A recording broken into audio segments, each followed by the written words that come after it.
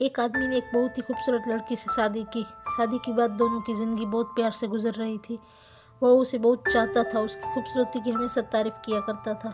लेकिन कुछ महीनों के बाद लड़की चर्म रोग से ग्रसित हो गई और धीरे धीरे उसकी खूबसूरती जाने लगी।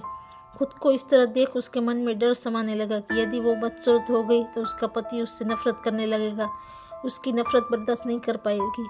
इस बीच एक दिन पति को किसी काम से शहर जाना पड़ा। काम खत्म करने के बाद जब वो घर वापस लौट रहा था तो उसका एक्सीडेंट हो गया। एक्सीडेंट में उसने अपनी दोनों आंखें खो दी, लेकिन इसके बावजूद भी उन लोग दोनों की ज़िंदगी सामान्य तरीके से आगे बढ़ रही थी। समय गुजरता रहा और अपने चर्म रोग के कारण लड़की ने अपनी खूबसूरती पूरी तरह गंवा दी। वह बदसूरत हो गई, लेकिन अंधे पति को इस बारे में कुछ पता ही नहीं था, इसलिए इसका उनके खुशहाल विवाहित जीवन पर कोई प्रभाव नहीं पड़ा। वह उसे उसी तरह प्यार करता रहा। एक दिन उस लड़की की मौत हो गई। पति अब अकेला हो गया। वह बहुत दुखी था। वह उस शहर को छोड़कर जाना चाहता था।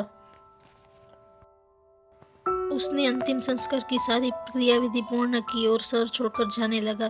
तभी एक आदमी ने पीछे से उसे पुकारा और पास आकर कहा, अब तुम बिना सहारे के अकेले कैसे चल पाओगे? इतने साल तो तुम्हारी पत्नी तुम्हारी मदद किया करती थी।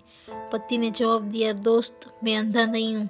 मैं बस अंधा होने का नाटक कर रहा था, क्योंकि यदि मेरी पत्नी को पता चल जाता कि मैं उसकी बदसूरती देख सकता हूँ तो यह उसे उसके रोग से ज़्यादा दर्द देता।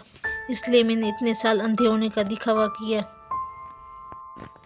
वह बहुत अच्छी पत्नी थी। मैं बस उसे खुश रखना चाहता था। खुश रहने के लिए हमें भी एक दूसरे की कमियों के प्रति आंखें बंद कर लेनी चाहिए।